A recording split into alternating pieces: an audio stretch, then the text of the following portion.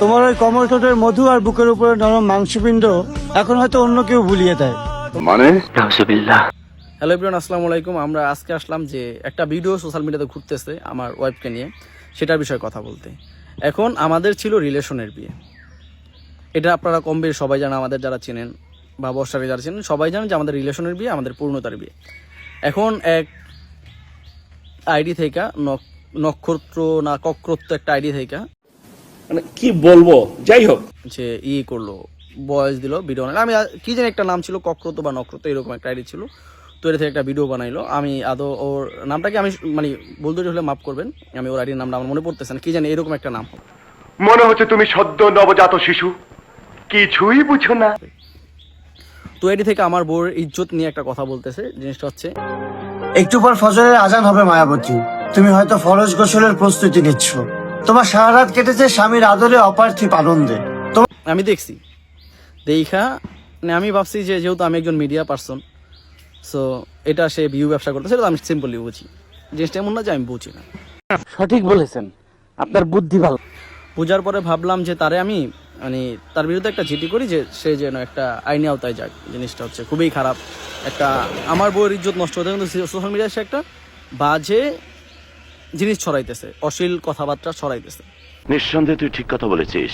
এটার বিরুদ্ধে অ্যাকশন না নিলে খুবই খারাপ দেখা যায়। আর ফার্স্ট অফ অল আমার ওয়াইফের নয় বলতেছি, এখন আমি তো যদি পাগল হইতাম তাও তো আমি প্রতিবাদ করতাম, অবশ্যই আমি প্রতিবাদ করব।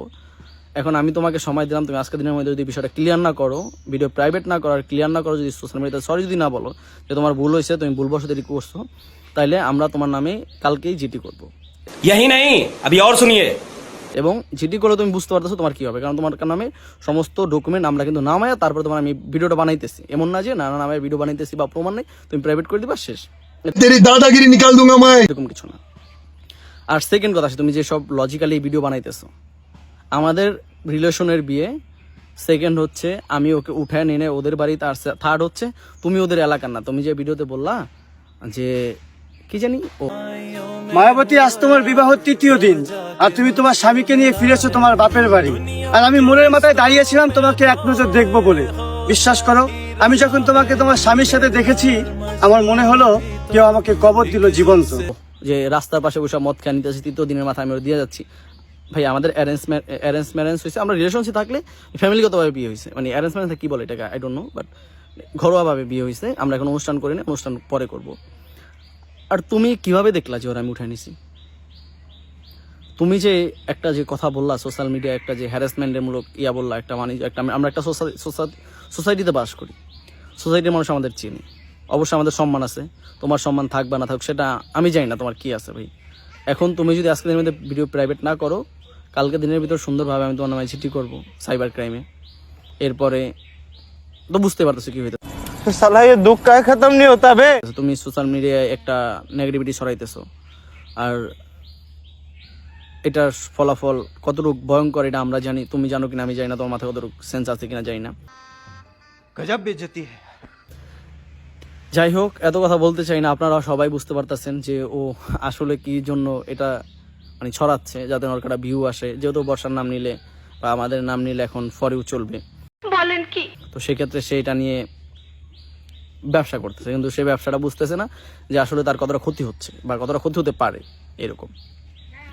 তো দিন শেষে এটাই বলতে চাই, তুমি আজকে দিনের ভিতরে যদি ভিডিও প্রাইভেট না করো, কালকে তোমার নামে সুন্দরভাবে আলটিমেট আমার একটা চিঠি হবে।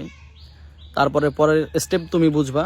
এখন তোমার ইচ্ছা, আর হ্যাঁ, ভিডিও প্রাইভেট করার পর তুমি বিষয়টা ক্লিয়ার করবা, তুমি কেন করছো বা কি আশায় বিষয়, এগুলো সব ক্লিয়ার করবা। ক্লিয়ার করার পরে জানাবা সবাইকে, তারপর হচ্ছে আমরা এটা পদক্ষেপ নিব। সো আজকে এই পর্যন্ত, তুমি ভিডিও প্রাইভেট করো, পরেরটা আমরা দেখতেছি।